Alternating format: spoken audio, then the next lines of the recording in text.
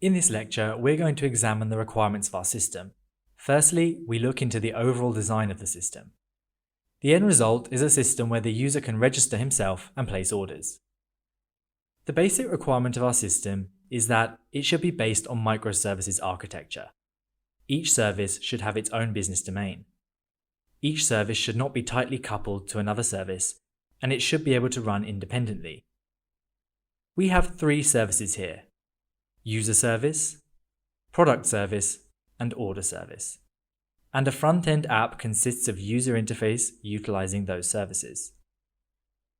Overall requirements of the system are: a user can log in, can register, can log out, can browse products, can add a product to an order, can adjust the quantity of an order item, can place an order, and we also like to define some rules for our services. So, number one, if a product service goes down, a user must still be able to register.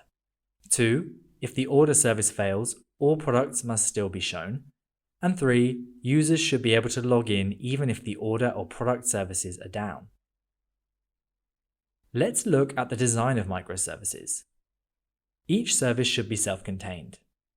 A service should not depend on other services to function. Services should be lightweight in terms of code. Each service has its own database and its own processes. The front end should be shown regardless of service state.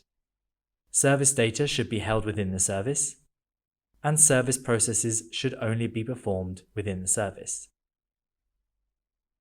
Let's now take a look at the features of user service. A user can register, a user can log in, a user can log out. User service uses a database to hold user information, and each user has a unique username. API endpoints of user service are: post request with API user create root registers the user. Get request with API users root retrieves the information of users. Post request with API user login is the root used for users login. Post request with API user logout is the root used for users logout. And get request with API user and the username exists. The root checks if the username already exists. We use this root during registration to check if a username is available or not. Get request with API user, root gets the current user information. Let's look at the design of the product service. Product service has two features. It returns all the products. It returns a single product. We can enter new products during development. We can also extend our front-end application to enter new products by the admin users. But this functionality is out of scope of this course. API endpoints of the product service are: get request with API products root to retrieve all products. Get request with API product and ID root to retrieve a single product based on ID. Post request with API product create root add new product. Front-end functionality for this root is out of scope of this training. Let's look into the design of order service. Number 1, orders can be created. 2, an item can be added to an order. 3, an order can be updated. 4, only logged in users can create orders. The API endpoints for order service are: get request with API orders root get all open orders. Post request with API order add item root create a new order and add items in it. It also checks if there is already an open order associated with the user, and it will update that order.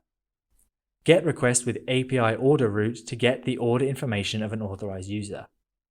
Post request with API order checkout root to check out the order. Now let's look into the features of the front end.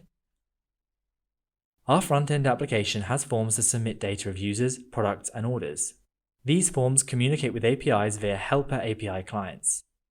API clients handle API requests to microservices.